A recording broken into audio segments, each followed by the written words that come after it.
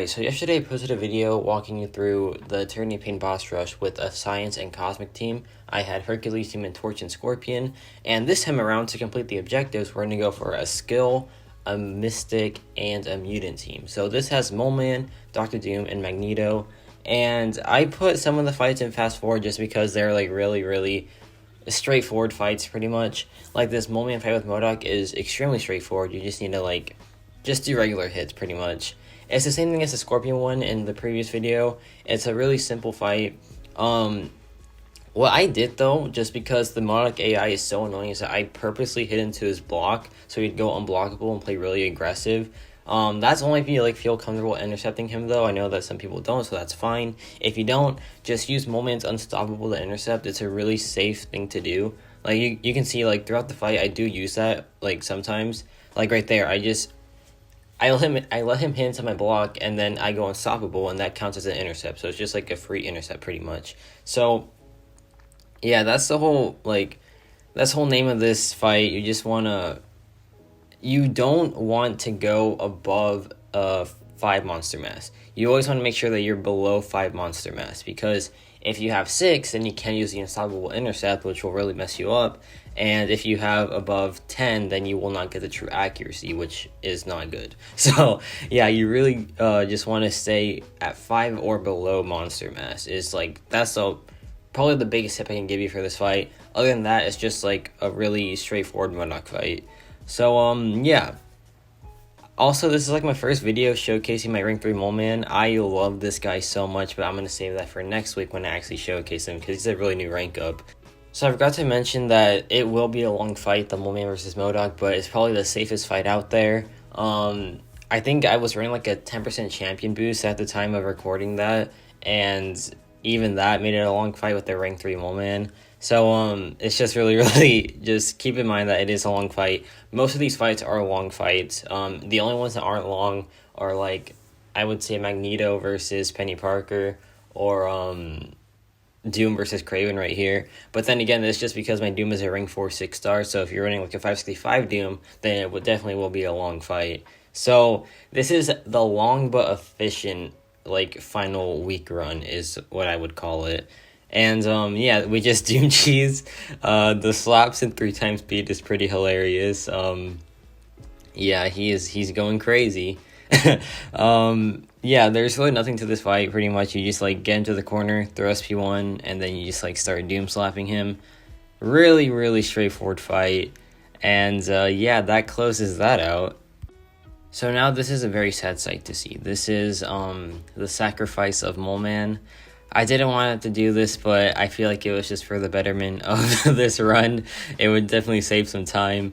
So my suggestion is, once you're done with the Modoc fight, you can just throw Moleman to Peni Parker and then just do as much damage as you can. Right here, I think I got off 30% actually. So that's not bad. It's just free damage that you can take advantage of, because Magneto versus Penny is a bit of an annoying time, but I'm going to walk you through that.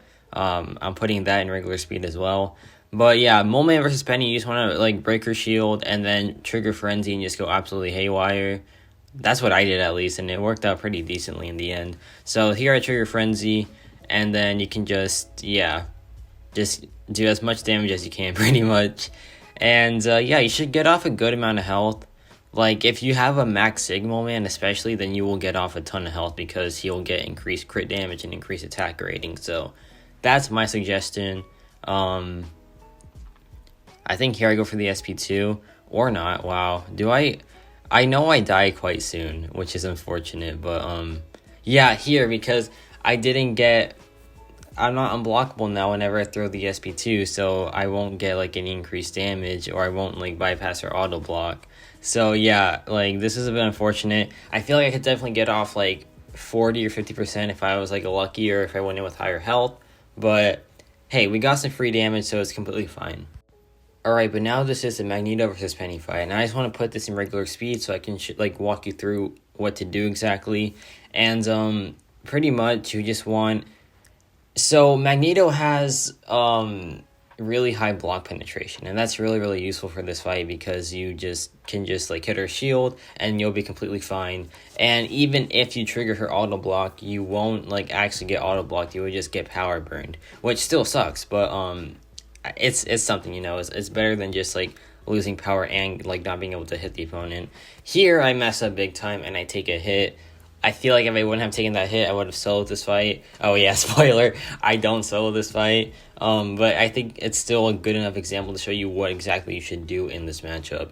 So there I messed up too. You really want to like heavy counter her special attack. I feel like it's a really safe thing to do. So yeah, maybe I didn't play this well, but anywho, we still get off a big chunk of damage with Magneto. I think we get it down to like 20%, I believe, which is definitely good.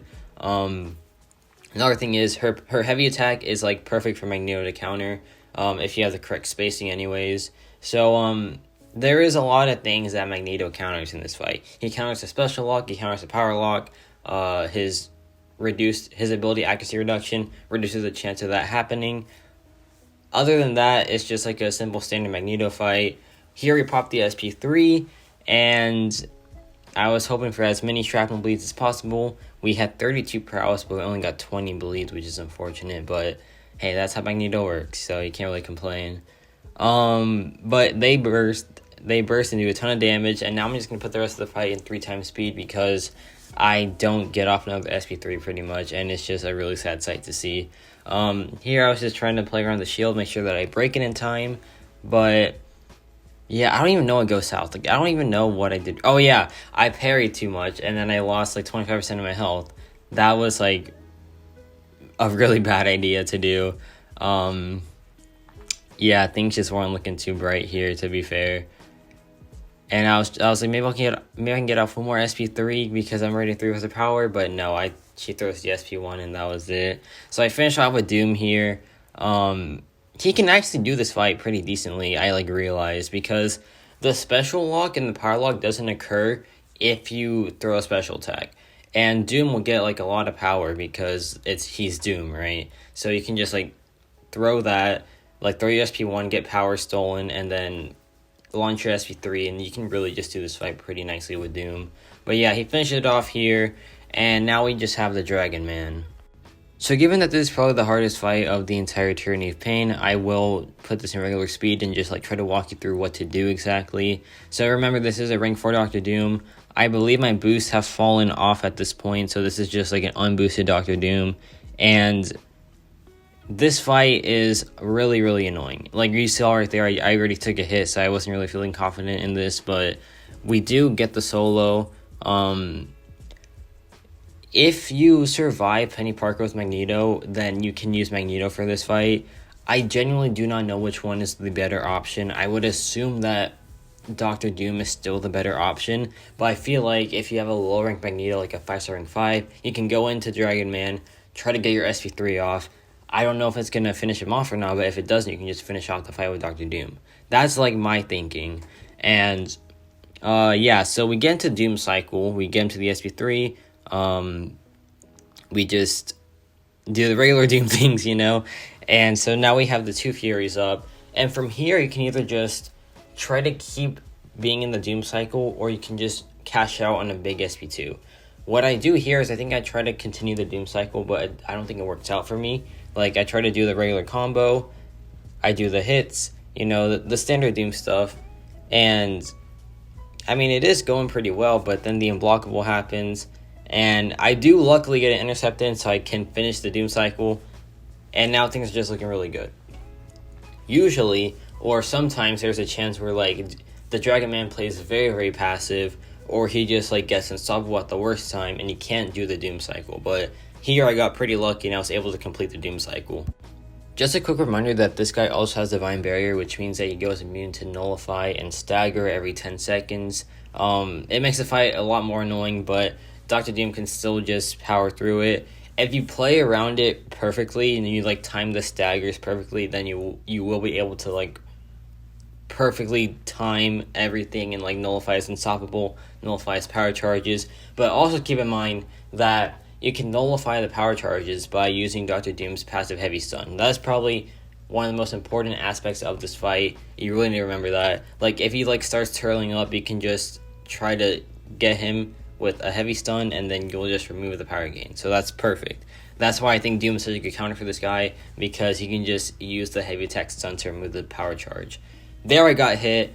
Not the best idea. Not the best idea to get hit, but we power through.